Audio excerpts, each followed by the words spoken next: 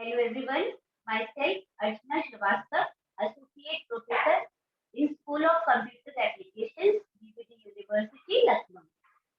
Today I will discuss about working with forms.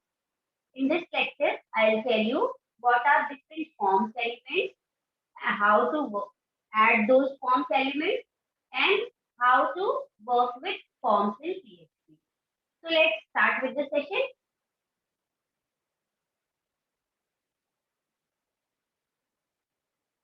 Different forms elements available in PHP are input, label, select, text area, button, field set, legend, data list, output, options, and outgroup.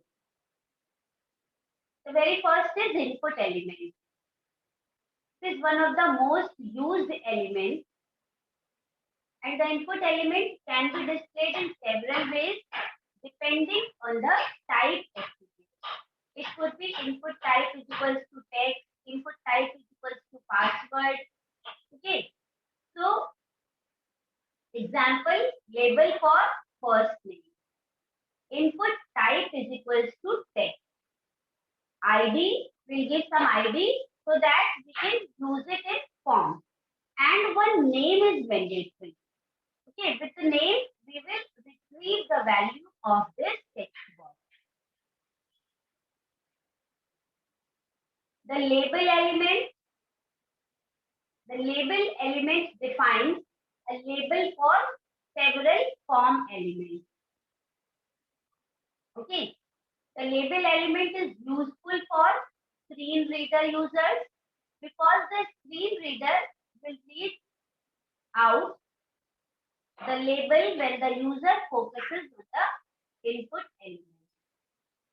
The label element also helps users who have difficulty clicking on very small regions such as radio button or checkbox, because when the user clicks on the text with the label element, it toggles the radio button or checkbox.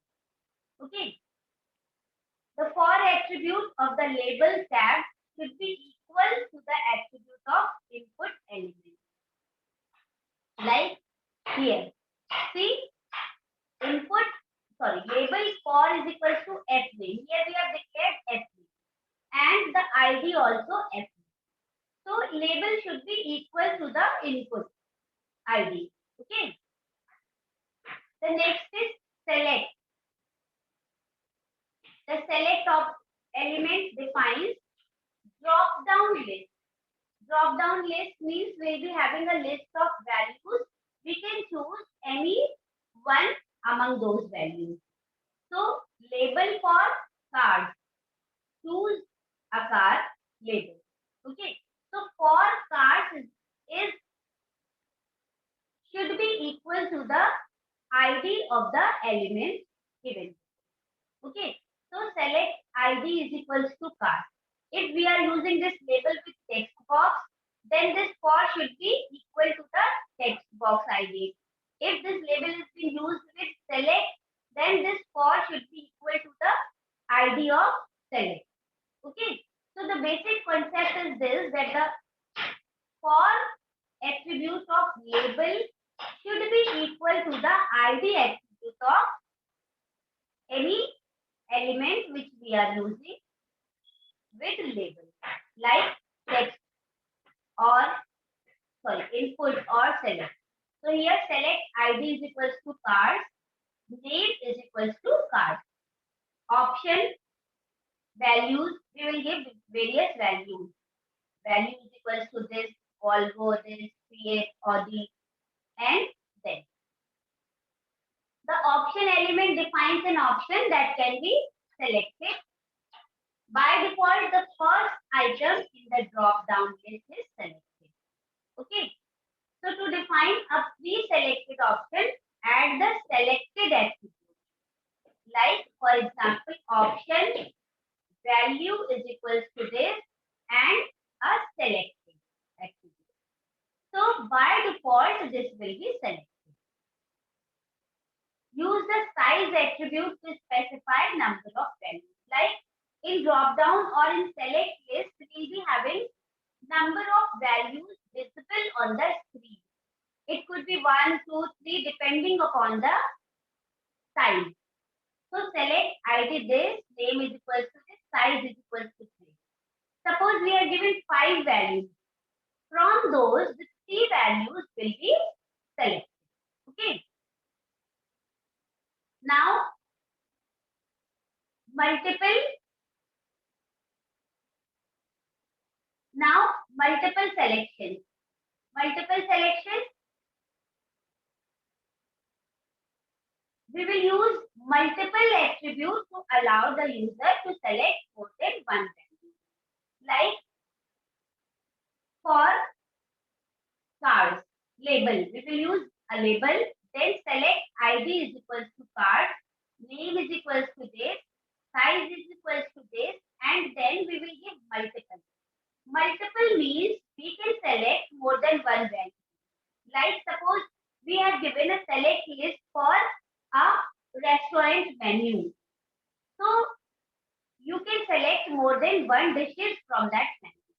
Okay, or suppose you have created a select list for your extracurricular activity so that we can select more than one value.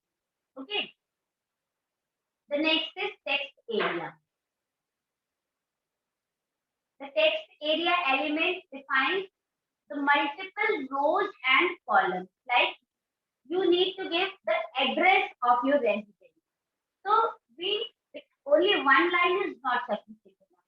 We need to give number of rows and columns so that the text area element is being used. Text area name is equals to this. This is the number of rows and this is the number of columns. The cat was playing in the garden. This is text area. Any text you can give, or you can give your address.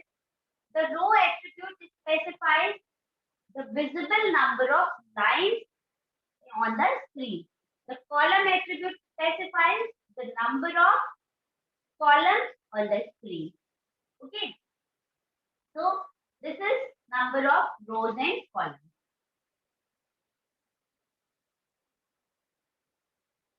This is the example. Text area name is equals to this. We can define the text area using CSS also. Size, width is equals to this, height is equals to this. The same text box could be used with CSS or direct by giving number of rows and columns. Okay. Now the next one is button element. Button type is equals to button, and in general we will use the button to specify or to use an event. On click is equals to any function to be given. Here I have given alert click. So there will be a button, and on that button, whatever the message will be given here, that would be displayed. So here a button will be displayed with the message click me. Okay. One important thing that we should always specify the type attribute for button. Input type is equals to button. Because we have 3 types of buttons: button, submit, and reset. So here I have given button. So it is compulsory to give type attribute. Okay. Different browsers may use different default type for button. Now the next is field set and legend. The field set element, it is used to group related data in a form. And legend element defines a caption for the field set. Right? This is a form. Field set. Legend is equals to personalia. Label. We have defined first name, first name, last name, and a submit button. So see, this is the output of the above form. Field set. Here Digit, we are given personally and first name, last name. Okay. This is the label and this is the text box. The next one is data list. Data list, we can use elements. The data list elements specify a list of predefined options for an input element. Okay. User will see a drop-down list and predefined options as they input the data. The list attribute of the input element must refer the ID attribute of data list. So this is the example. Form action is equals to this. Input list is equals to this. Data list ID is equals to browse. Option. These are various options like we have given Internet Explorer, Firefox, Chrome. Okay. So these will be specified in the data list. Next is output element. The output element represents the result of a calculation like performed by a script. For example, form action is equals to any PHP page. On input is equals to x dot value equals to, and we have given some calculation like %, a dot value plus %, b dot value. Now input type is equals to range, ID is equals to name, value is equals to 50 plus 50. This is the size, value, and again the next input type. So by output element, we can give some calculations. Okay. Now, how to handle form? How to work with form? Those were different form elements. Using those form elements and predefined super global variables, we will work with form. We have two different variables, get and post. We will work using those variables. We can create and use forms in PHP to get data. We need to use PHP super global variables, that is $_get and $_post. The form request may be get or post. To retrieve data from get request, we need to use $_get, and for post request, we need to use $_post. Now, using get request, it is the default form request. The data passed through get request, it is visible on the URL browser. It is not secured. It is of short length, but the same data as it is will be visible on the address bar of the browser. So when we need to send some less important data, then the get method could be used. We can send limited amount of data, as I have told you. The length is very short. So, example, form 1.html we will create, then we will create a PHP file. Form action is equals to a PHP file name. Method will be get. Okay. Now, any form element will create, enter your name. Input type is equals to text. Name is equals to some name. Then we will create a submit button. Now, welcome.php. $_name is equals to $_get. This is the method when the form method is get, then we will use super global variable $_get. First thing. The second thing, that the name of the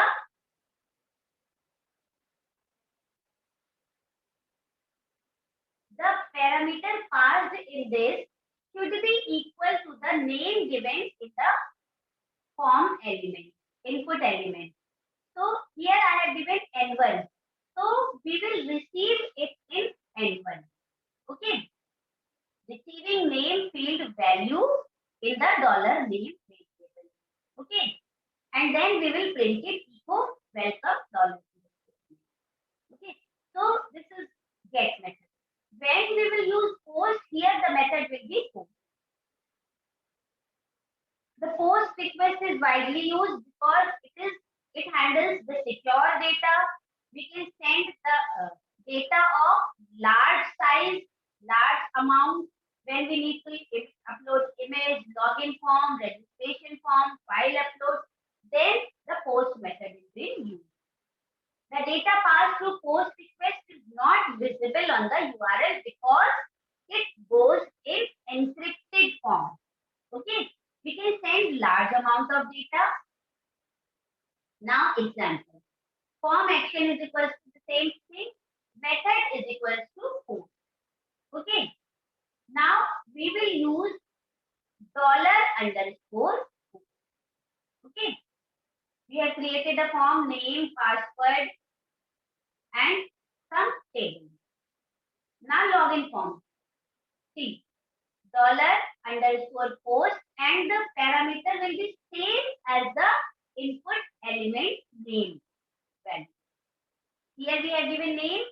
Suppose we have given N2. Then here we will receive it in N2. Okay. It should be same with case method. Now password $_ post. Here if someone gives pass, then here also it should be pass.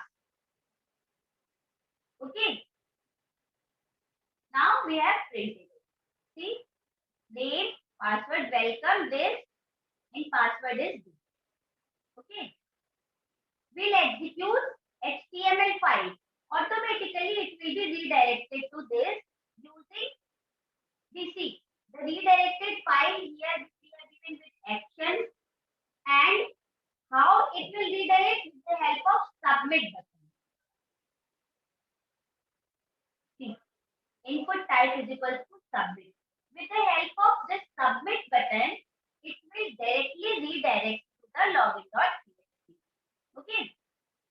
So we will run this file form1.html and see login.php will automatically get executed.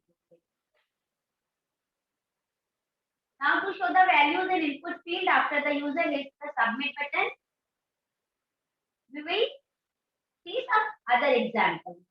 Okay, here name, email, website, comment, gender, we have created a form.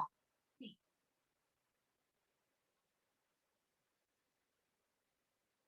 And with this, see, input type is equals to text, name is equals to this, value is equals to PHP echo $_ email.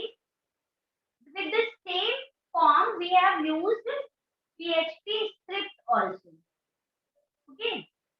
Echo $_ email. See, this form will be created. Okay.